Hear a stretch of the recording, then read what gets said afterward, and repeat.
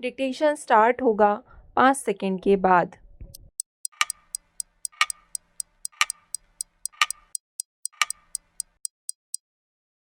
महोदय, किसी भी संस्था की रजत जयंती एक महत्वपूर्ण अवसर होता है और मुझे आज आपके इस समारोह में आकर बहुत प्रसन्नता हुई। जैसा कि आपने सुना ही है, मिरांडा हाउस ने अपने कार्य और उपलब्धियों के 50 वर्ष पूरे कर लिए हैं और मैं समझती हूँ कि उसने राजधानी तथा शायद देश के अनेक भागों के जीवन में उल्लेखनीय योगदान दिया है। जो व्यक्ति इस कॉलेज के संपर्क में नहीं है, उसके लिए यह जान पाना बहुत कठिन है कि मिरांडा में अध्ययन के बाद कौन कहाँ चला गया और क्या ऐसी महिलाओं ने भारतीय नारीत्व की सुंदरता और सौम्यता पर अपना एकाधिकार स्थापित किया है या नहीं।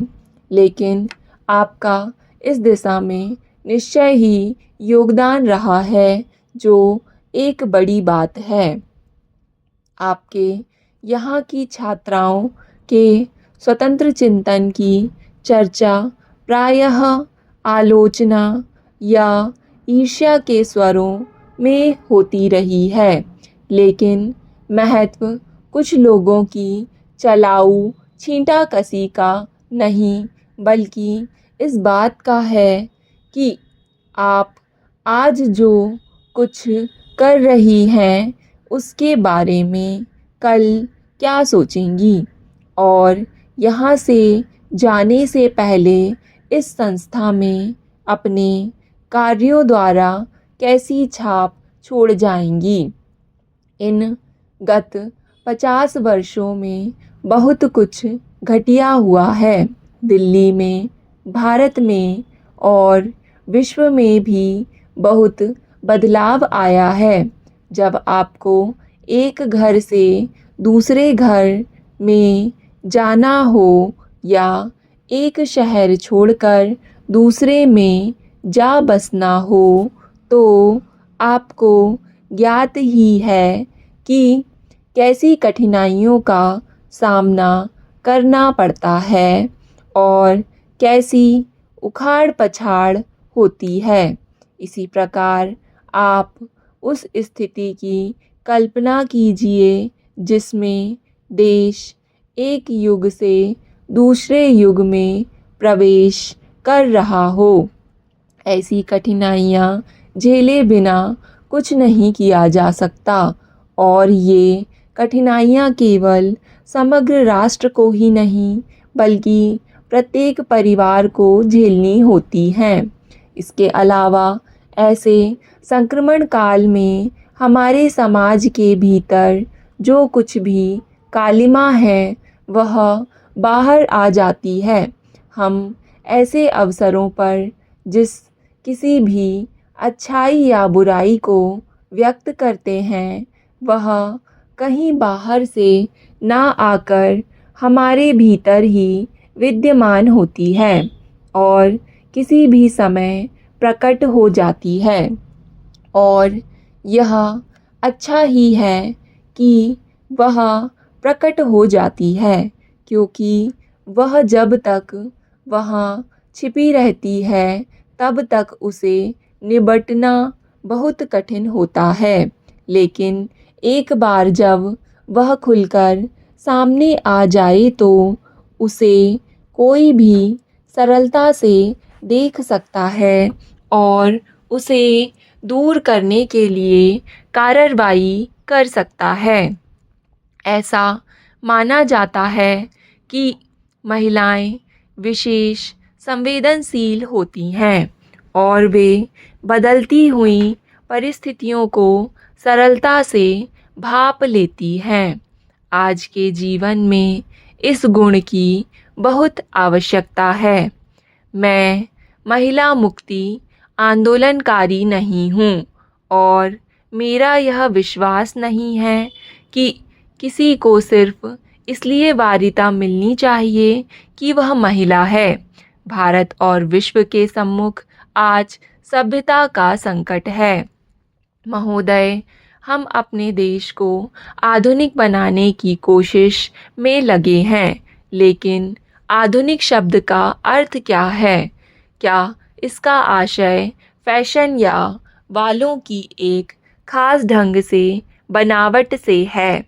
इसका क्या अर्थ एक खास तरह से नृत्य कर सकना या विशेष तरह की बोली का प्रयोग कर सकना है?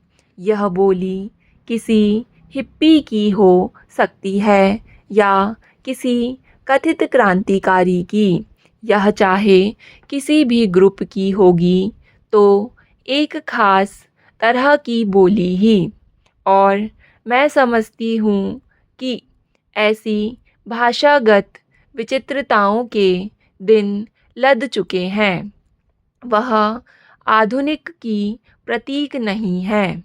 मेरी समझ से आधुनिक होने का अर्थ है जीवन के प्रति एक नई दृष्टि, एक विवेक को विकसित करना। जीवन बदल रहा है, ज्ञान बढ़ता जा रहा है, हमारी क्षमता में वृद्धि होती जा रही है, लेकिन इस सब के बावजूद हम से मेरा आशय मिरांडा हाउस या दिल्ली या भारत से ही नहीं, बल्कि संपूर्ण मानव जाति से है, जो अभी भी वैचारिकता की पुरानी लीकों में फंसे रहते हैं। क्रांति की भाषा की हमारे इतिहास की एक मंजिल पर सार्थकता थी। इतना ही नहीं, उसने विश्व में कुछ आवश्यक परिवर्तन लाने में मदद की, लेकिन क्रांति की वह भाषा आज उसी रूप से संगत नहीं रह पाई है और जो राष्ट्र आज विप्लव की राह अपनाते हैं वे उस भाषा का प्रयोग नहीं करते या वे बातें नहीं करना चाहते जो पहले की जाती रही हैं। आज आधुनिक होने का तात्पर्य है अपनी पहचान के प्रति सचेत होना और उसे सर्वोत्तम उपयोगी ढंग से काम में लाना। अपनी समस्याओं को हल करने के लिए न केवल उपलब्ध आंतरिक साधनों को प्रयोग में लाना, बल्कि उन सब साधनों को भी जो बाहर विद्यमान हैं, ताकि हम बेहतर मनुष्य बन सकें। यही हमारा अंतिम उद्देश्य है। अंतिम उद्देश्य गरीबी दूर करना या कठिनाइयाँ दूर करना नहीं है। वे तो कुछ सीमा तक ही दूर हो पाएंगी। वे पूरी तरह से कभी कहीं दूर की जा सकती, क्योंकि गरीबी संबंधी धारणाएं बदलती जाती हैं, मांगें बदलती जाती हैं, लेकिन मांगें और शिकायतें जीवन का अंग हैं और उन्हें सदा के लिए कभी भी समाप्त नहीं किया जा सकेगा। ऐसा विश्व के किसी भी भाग में नहीं हो पाया है। इसलिए हमें लक्ष्य यह बनाना चाहिए कि मनुष्य की गुणवत्ता में सुधार होता रहे, जिसका अर्थ यह होता है कि हम बेहतर मनुष्य बने। मुझे लोगों की वैयक्तिकता में विश्वास है। किसी को भी किसी अन्य का अनुकरण ना करके स्वयं अपनी पहचान विकसित करनी चाहिए, लेकिन व्यक्ति अन्य लोगों से पूर्णतः पृथक नहीं रह सकता। हमको आपको अन्य लोगों के साथ रहना है और इसलिए जीवन और आधुनिकता का अंग यह बात भी है कि हम अपने चतुर्दिक के लोगों के साथ किस प्रकार के संबंध स्थापित करते हैं। ये संबंध चाहे छात्र और अध्यापक के बीच के हों। स्टॉप। डिक्टेशन पसंद आए तो वीडियो को लाइक तथा चैनल को सब्सक्राइब ज़रूर करें। धन्यवाद।